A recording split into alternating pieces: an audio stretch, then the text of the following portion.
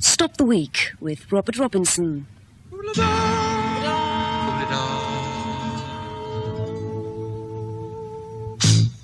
Hello. Our conversation this evening comes from Anne Clements, the actress, Milton Shulman, drama critic of The Standard, Michael O'Donnell, physician and writer, and Laurie Taylor, professor of sociology at York University. And we have music from Dillie Keane of Fascinating Aida. Now, before we really begin, I'm going to get you to put me out of my misery. What the Dickens is a bounder? Actually, when I say what the Dickens, it comes from the same period, doesn't it, as when they used to use bounder. Anyway, what the Dickens... I know about all the other words that fellow, Mr. D.L., used of Mrs. Thatcher and got chucked out for it, chucked out of the chamber. But what is a bounder? Let alone is it possible to have a lady bounder, a bounderette? Do give me your idea. I'll feel easier. Well, sir, I think Eric Partridge has the definition. I may as well You've quote been at the your authority. books I've been again. at my books, yes. A bounder, he says, is a vulgar, though usually well-dressed man. Oh, that covers all of us. An unwelcome pretender to society. And since about 1918, slightly old-fashioned. By 1960, archaic. I think it's a gentleman who commits a horsewhippable offence. I mean, that's why you don't hear about it so often. I think the pill put an end to a lot of bounderdom because an intrinsic quality of it is leaving young women pregnant. And it's my profession has got rid of the bounder. There's only one chap who didn't need the contraceptive to be put off, and that, of course, was my friend Captain de Courcy, foul enough. Yes. I mean, he could. It's the socially outre things, isn't it, that he did? Was like riding up and down in front of the shooting butts on a horse and with a sword and saying, "Hold your fire, men! Charge!" And also curling up in a basket or bassinet in front of a door and then springing out and saying he was an orphan and could the lady adopt him. There are sexual connotations to a bounder. I agree with you there, but I think you went a bit too far. A bounder doesn't actually have to get down to the nitty-gritty. I think he's the sort of man that kisses your hand and makes a sexist remark like, "You have the bluest eyes I've ever seen." That's foul enough. But then he tries to borrow a $5 so he can take a sick dog to the vet. That's foul enough.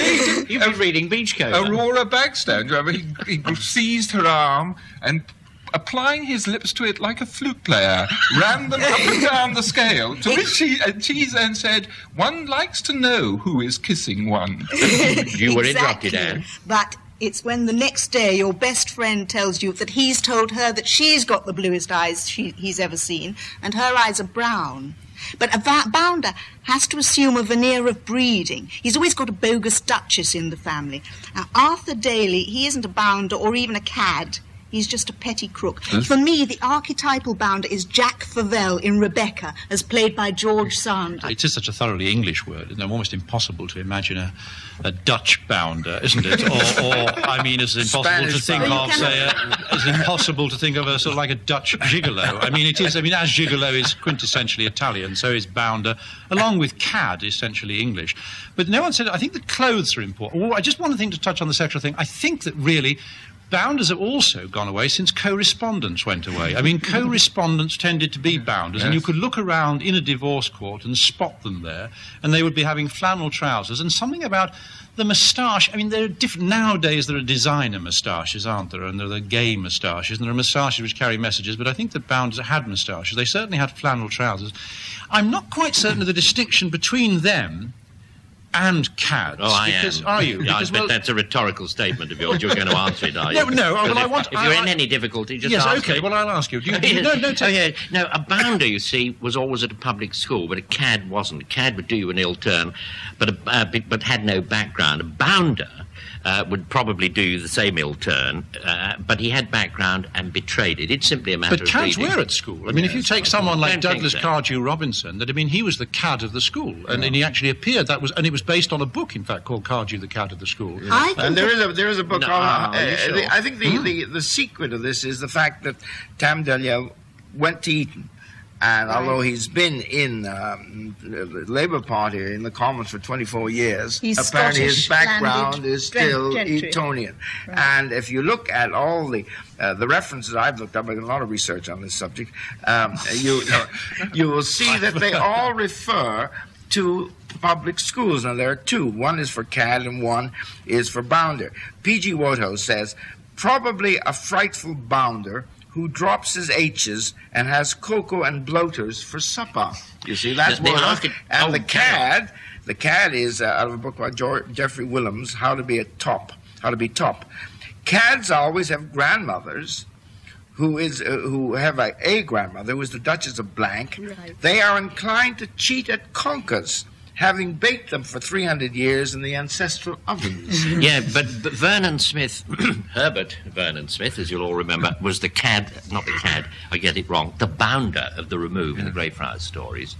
And his bounderishness was lack of team spirit. True, he smoked illicit cigarettes and he gambled at the Cross Keys, or it might have been the Three Fishers.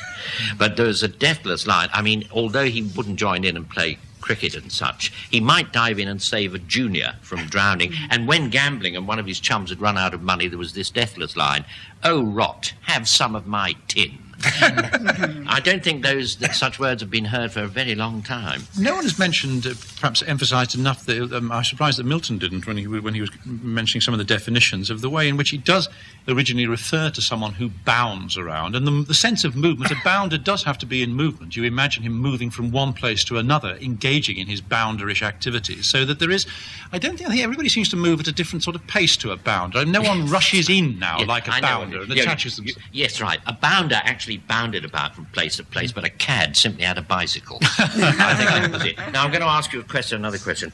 Have you noticed people in the public eye don't make mistakes anymore? They make errors of judgment, a phrase that was doing pretty heavy duty in police and political circles during the week. Great thing about error of judgment is it's got none of the associations with blame or guilt, which these days restricts the use of the word mistake to ordinary folk. An error of judgment is a rather grand and seigneurial thing, and when you claim to have made one, you're letting it be known that judgment is something chaps like you have access to rather a lot of, that your judgment was at all times to be found in lofty and disinterested operation, rather like the steam turbines of the electricity generating board. And to suppose that a single fluctuation of this massive apparatus had anything in common with the mistakes ordinary people made was, well, to make an error of judgment. Error of judgment distances you from accountability. Mistake lands you squarely with the responsibility. I don't really accept that, because I think there are... Otherwise we'd have to all agree and turn to another topic. I'm with you. I'll come round to where I do agree with you in a second. But I do think that, in my own profession, in airline pilots and the rest of it, judgment is different from a mistake. Wendy Savage was actually had up for errors of judgment. And in a surgeon, an error of judgment would be operating when he needn't to operate, or not operating when he should operate. Why wouldn't that be a mistake? No, because he is actually judging whether he should do the operation or not. And it's his experience, and it's a matter of judging something. A mistake would be if he did the operation and cut a nerve by mistake. Now, having said that... that's interesting. I'll give you that one. But I do think that... we're not very good in Britain at admitting to mistakes. I like working in America because they're prepared to say we goofed. We have things like errors of judgment. And to get people to admit they've made a mistake in this country is like turning a tank around in mid-Atlantic. I think the chief difference between a mistake and an error of judgment is that you can learn from mistakes, but errors of judgment are incurable. That's not a bad one either. A mistake can be instinctive and therefore forgivable, while an error of judgment implies some kind of rational thought process and therefore is more blameworthy. For instance, if I go and want to buy a car, and since I know nothing about cars, the car I choose, I will, if something goes wrong with it, I've made a mistake. But if I be an expert on cars, and having known 6 or 7 cars, and then decided that to buy a car and the clutch goes within a month, then I've committed an error of judgment for which there's no redress. And your turn, I'm sure. Well, I think this phrase, error of judgment, goes with other pompous phrases like describing a lie as a terminological inexactitude. Yes. Or saying, I'm weighing up the pros and cons of the matter, when you really mean I'm going to take a guess. To err is human, but to really foul things up, you need a computer. Well, the problem with Milton's attempt at defining this so exactly is that he doesn't have much to do with the ways in which the phrase is being used popularly, because what's the attempt to use an error of judgment is to get away from the idea of mistake. I mean, in the instances that we've been talking about, it's to resist allegations of mistake, that you keep trying to push the thing back into the box and latch it to with the phrase error of judgment, that you are really saying that it was only this, because in this particular scale, a person with a position of responsibility, is going to try to have an error of judgment always rather than a mistake, because a mistake represents a fundamental character judgment on the person. I don't know really the order, but if you have a little hierarchy of these things, I think it goes a slip, an error of judgment, a mistake, a blunder, and a cock-up. Now, these are sort of like have different degrees of your own involvement in them, and different degrees, because often it's the consequences which are critical. If you say it was only an error of judgment, I mean, if, for example, Pontius Pilate said it was only an error of judgment, people say, no, you can't have that. Look at the consequences of what you did, going back to what you did, knowing afterwards. But it's often when the consequences are enormous that people do employ this euphemism, for that is what it is, an error of judgment. A mistake, you're quite right, you seem to imply, involve the whole person. You make a mistake, the whole of you is called into question. You're unreliable. Error of judgment, just a little bit that's flaked off the side, and the rest is unsullied. But really, what is laughable about this word judgment in it? It suggests someone who's weighed up the pros and cons very coolly, has decided this, and dispassionately makes... You speak about a car, Milton. You've never made a judgment about a car in your life. Anyone who says that he chose a wife or a car and use judgment, he's using it after the event. All he did all he's doing is use the word judgment to cover the blind instinctual drive. No. After he's married the wife or bought the car and he found out that it was an error of judgment, he won't say that. He'll say, I made a bloody mistake. No, I'll tell you why. See, an error of judgment implies there are... You're getting pretty cool and dispassionate yourself. An error of judgment implies there are alternatives and options. Because you're an error of judgment, you are choosing between things. There's always the alternative, of course, of doing something or not doing something. So that is, in every decision, there is that alternative. But if we take the example of, in 1941... Oh, this is going to be good. No. If the only course of action to Hitler was the invasion of Russia, or not invading Russia, if he had done that, it would have been a mistake. But can I have a unit? Wait a minute. If there are other alternatives, sorry, I missed that. I missed that bit. If there are other alternatives, we'll come back to it in a moment. If there are other alternatives, like the invasion of Britain, or taking over the Middle East, or joining with the Japanese to attack the Chinese, for instance, if those were all, and as a result of those other options, he decided to invade Russia. That's an error of judgment. Well, as I now know, H.L. Mencken said, you may be right. But you're bursting to say something. All this about decisions. I mean, a decision is what a man makes when he can't get anyone to serve on a committee. But I agree about if you make an error of judgment, it's at a bigger scale. I mean, the man on the Clapham omnibus, who I suppose we must now call the person on the South Battersea omnibus, he doesn't make errors of judgment. He just makes a mistake, and it can louse up his life, the lives of his family or friends or the other passengers on the bus. But if a real error of judgment is made, like the attack on the Somme, it can destroy a generation. But isn't error of judgment far too small to describe what happened on the Battle of the Somme? Well, that's what But Michael... No, I think that, Milton has gone into the deep philosophy of this. We're really talking about the way people use these phrases to buttress themselves. I can remember when I was editing World Medicine, we ran a series called Humble Pie, which was based on the idea that we all learn most from our mistakes, certainly in medicine. Those are the most memorable lessons. So I invited a series of great men of medicine to write about the mistakes that had taught them most. And you could only get the older and greater men to do this because it was a bit hard on the others. It was very interesting to see how they tackled it, because the really great people who had actually advanced our knowledge went for their biggest mistakes. Those who were a bit more insecure and whose, if you looked at their record as doctors, was a bit insecure as well, they wrote about mistakes out of which they came at the end like crusaders. Why? And it's a very very soft centre that people are protecting in this way. That's why it's nice to come across something, isn't it? Like, to come across a real mistake. It's so hard. I mean, perhaps at school was the only time when if you were a maths master, you could actually put a cross by someone's long addition, and that was clearly a mistake. It was wrong, and there was no doubt about it. And someone couldn't say, but it's an error of judgment. It was definitely wrong, and the cross said only 3 right out of 6. But, I mean, nowadays, it's almost impossible to find such a clear-cut mistake in the middle of bureaucracies. Nothing so wholesale as a mistake can ever emerge. It's why I remember at a drama college I went to, I used to love a man called Mr. Hampton, who in the verse-speaking class, people used to get up and they'd say, right, he'd say, Sandra, let's hear your ode Westminster Bridge, and they'd start off, Earth is not anything to show him off, and they'd finish at the end of it, and he'd say, thank you very much. Wrong. And bemused people would sit down. How could it be wrong? But it was rather delightful. Now, that's it. You see, we want to get away from mistake because mistake is tangled up with childhood. I mean, error of judgment is for the potent, grave and reverend senior. But the mistake is children covered in ink and, as you say, getting it all wrong. But it's lovely to hear the man in an ambiguous situation being bold enough to say it's either right or wrong. Can you have better judgment, though? I mean, there's an implication that, I mean, surely you just have, judgment is a thing, that a judgment is an incident.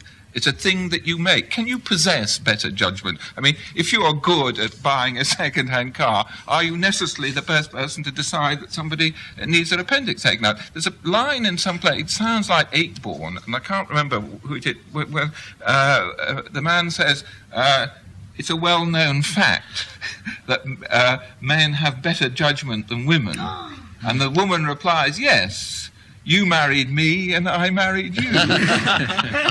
Oversight is one we haven't done. Oversight, in my submission, is a cock-up that you're very nearly willing to apologise for, but not quite. Cock-up's all right too, isn't it? Yes. I mean, it adds a sort of...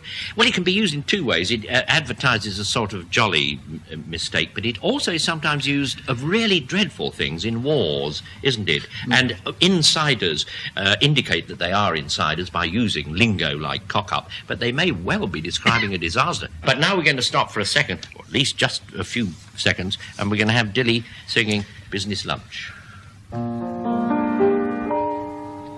Oh, yes. Hello, Mrs. Smith. No, your husband's gone to lunch. You missed him just by minutes, I'm afraid. Well, he should be back by 2:30, but I've somehow got a hunch he'll be delayed. Yes, it's a business meeting, for he's lately been competing with our rivals for a contract that right now he is completing. And as you know, business can't be done sans drinking or sans eating. Where's he gone? I don't know. It's no trouble. Cheerio. Now, why do you keep asking where your husband's really gone when I'm trying to protect you from the truth? In reality, he's lunching with the new girl from accounts who has not a lot to offer but her youth. She is sweet, petite and flirty, and she makes him feel he's 30, and she'd have him at the altar in a trice. But I really wouldn't worry, for he isn't in a hurry to pay out alimony twice. But please excuse my skepticism, but I detest the euphemism lunch. It's simply too absurd. But I really ought to know, for I've seen him come and go, as did you, or so I've heard. Oh, hello, Mrs. Smith here. Is Mr. Smith there? Oh, he's not. He's gone to lunch already. Yes, I see. He was supposed to call this morning, but as usual, he forgot. Just say it's me. and say I'll meet him off the train because it's bucketing with rain. So could you ask him to forewarn me if he's working late again? Mind you, if he did come home on time, I'd crack a bottle of champagne. Well, thanks a lot. I better go. Just say I called. Cheerio. Oh, why do you keep trying to protect me from the truth? Do you really think that I am such a fool? He's in a darkened little bistro around the corner from the office with a chic young thing who'll make him feel he's cool. She'll be sweet, petite and flirty, and she'll make him feel he's 30, and she'll speak to him in accents soft and low. Like a predator, she'll snap him up and do her best to trap him just as I did 7 years ago.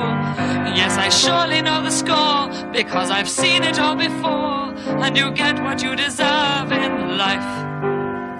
I was his PA for a while, before I dragged him up the aisle and became his second wife.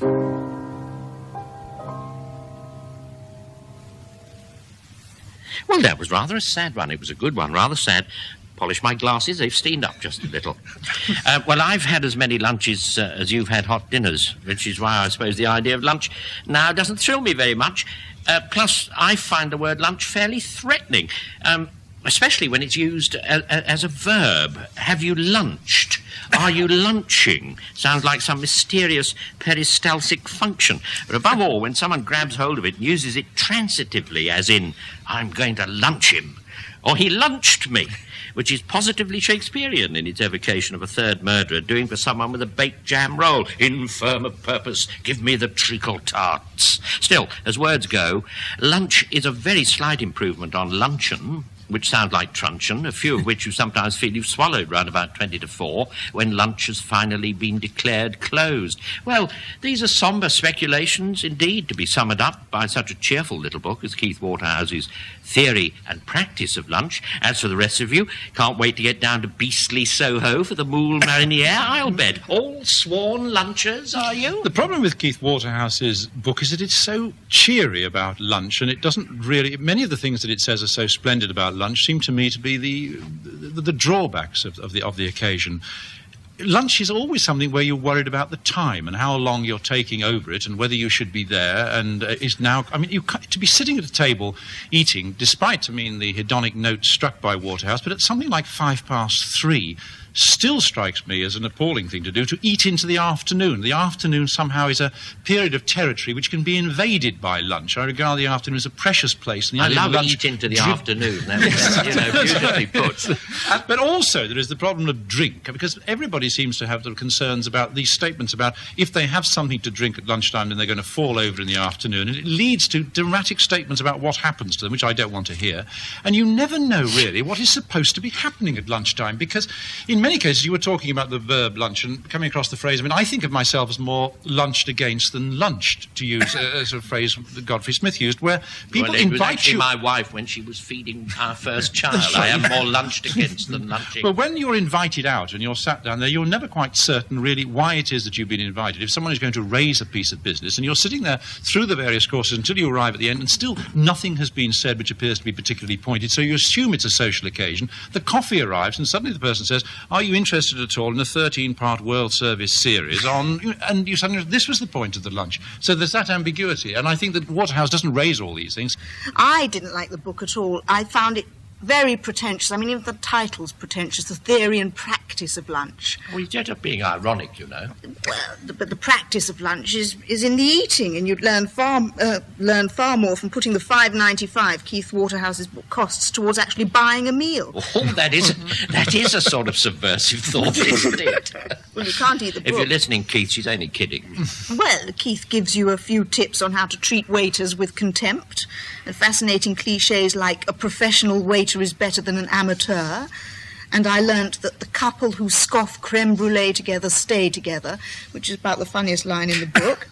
He manages to... Yeah, he's not really meaning it. You know, there's a sort of the ghost, what shall I say, the vestige of the inverted comma around all this to give him credit, you know. He doesn't mean it literally. He was trying to write about either a romantic lunch or a lunch in which two people two men or two women have nothing else to do but talk to each other and see each other. It's a very, very narrow little area of social communication.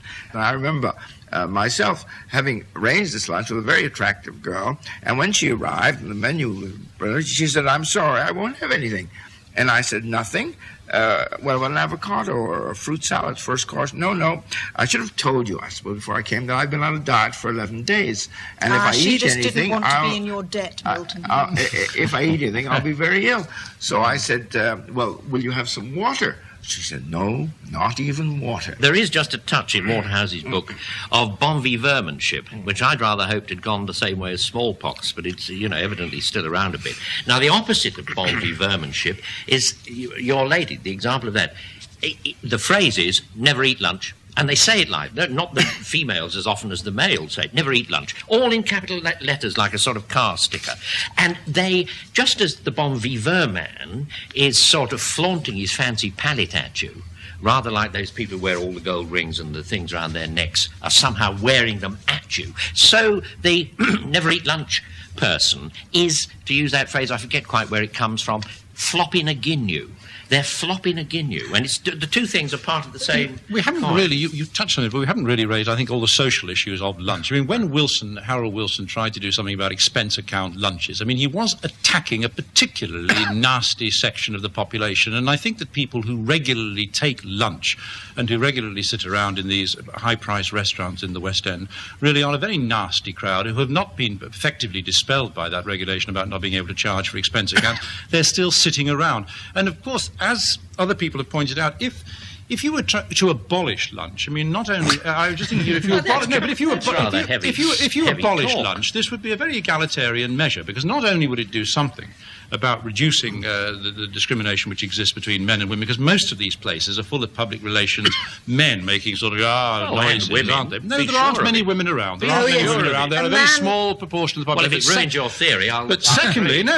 I mean, the facts are there. The statistics are in front of you. I won't bore you with them. But I mean, the facts tests show. I mean, we haven't said it for a long time. But the second point is, of course, that lunch is something that bosses and employers go and have, whereas the workers, are in the canteen not having lunch. And I think that it is also a metropolitan thing. I don't think lunch is had in quite the same way in provincial cities. So that I think in one stroke, I think that I would start, if I took a new socialist government, that I would do something about getting rid of lunch. No. This is a calculated provocation. And when you turn up, as I shall certainly, at lunch with Waterhouse next week, at his publisher's expense, I'll see how faithful you are to your theory. Of course, it is true. The lunch that Waterhouse and the sort of lunch we're talking about isn't the same as the lunch that those people who have access to food necessarily eat in the middle of the day. It's what the freeloading classes do. And the freeloading classes also include those who always pay, or very often pay with their own money, but don't need to notice. So I'd add that little coda to your swinging indictment. I also think that the business lunch that Milton says doesn't figure in the book is there. It's in the background. It's what he's fighting against.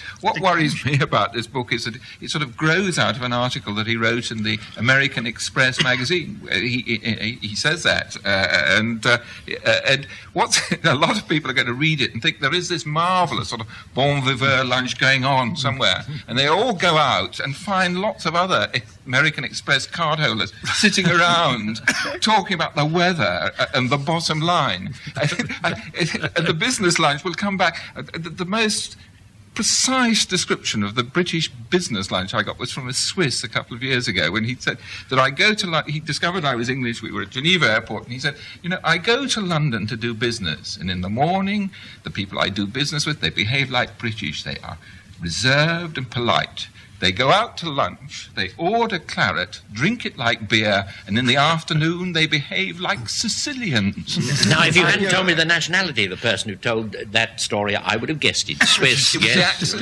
Face as long as a boot. That's just what I dislike about Laurie's view that you can abolish lunch. Abolish lunch? You go to the country on it? You go to the country on it, and I can just see the Labour Party taking it up as a great issue, along with mortgages and things of that kind. Actually, the world is divided between lunchers and non-lunchers. There are, and if we went back historically, which we've no need to do precisely at this moment, we'd find there are certain people who are naturally garrulous, who are naturally convivial, who naturally want to waste time, who love having this 3 or 4 hours in the afternoon doing nothing. Socrates a great luncher. That's right. Yes. Diogenes was a non-luncher. Charles Nevin, who was writing about this book in the Daily Telegraph yesterday, made a stab at dividing the world up between the historical figures up between lunches and lunch. He said Adam, obviously, was a luncher. He said, and then so were Socrates, Attila, Mark Antony, I knew he'd be in there with a chance. Caligula, Henry VIII, Samuel Johnson, Wellington, and Wilde. Now, the non-lunchers are Abel, Stanley Baldwin, Plato, and Genghis Khan, Caesar, Gandhi. Napoleon, probably Shakespeare. It's a very difficult one, isn't it? Whether he was a luncher James or not. Elroy Flecker was no mean performer. Jeffrey Archer doesn't get out a lot these days. Une belle fourchette, they used to say about James Elroy Flecker. I would think non-lunchers are Shaw, Stalin, Attlee, and George Washington. Shaw was a secret luncher. And lunchers would be Disraeli, Coward, How do you think he got Wells. the red into his beard? So therefore, I like lunchers, and I'm rather suspicious of non-lunchers. I don't know. There's that marvellous Stephen song, good sense now. the Stephen Sondheim song, from Company. Sing it to us. Here's to the ladies who lunch, everybody drink. Lovely, I remember lovely. Elaine Stritch singing it, that raucous, sort of drunken voice. And it's really implying that there's something rather unhappy about the elderly New York ladies who fill their empty days by lunching out and use lunch as an excuse for drinking heavily in the daytime. And they use the food to alleviate their guilt. And, of course, exactly the same reasoning applies to men who take these long, boozy, expensive lunches. Let me propose a lunch. I mean, a Sunday lunch, all family, preferably with all your children when they're a bit younger than they presently are. Mine's only 6. I'm talking about my old boots like me, not you. Yes, yours is only 6. Well, let us think of you going out with your child, or me going out with all my several ones, and an older relative was necessary somehow to orchestrate or give an echo back to the affair. And you'd sit there like a pasha, speaking of me now, not you, thinking to yourself, well, I might be an old boot, but these children, they're really fairly attractive, aren't they? I'm sure everyone likes them. And just once upon a time, our cup ran over because an old lady did come up to my wife and whisper in her ear. She said, I'd just like to congratulate you on your children. Afterwards, my son said, didn't that lady smell rather strongly of methylated spirits?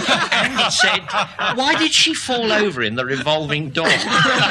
But the Americans, of course, cater for families like yours. I like their Sunday brunches that they have. I always thought brunch was invented by hoteliers so they could do a meal without any staff. But in America, it's a great occasion, Sunday brunch. And in Fresno a year or two ago, there was a sign outside the restaurant in the hotel I was saying Sunday brunch, half price for children who sit at the table and are served by their parents. I just want to defend Waterhouse. I just defend Waterhouse for a moment because I think there are some very funny bits in it. I do like the reference to the salad where he says, can we have the salad on a plate, please, not on one of those kidney-shaped dishes that look like accessories to a gallstone operation.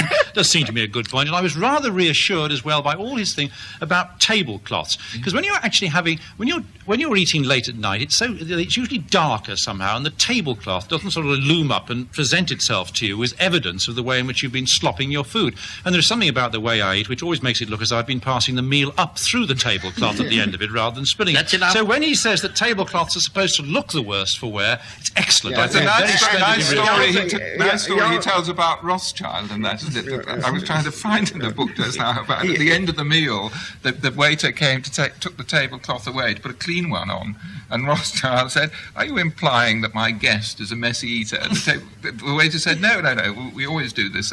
So Rothschild said, "How much does it cost to launder a tablecloth?" So the waiter went away, came back, said, I inquired, sir, "It costs ½ a crown." He said, "Well, that's all right. Leave the cloth and take ½ a crown off my bill."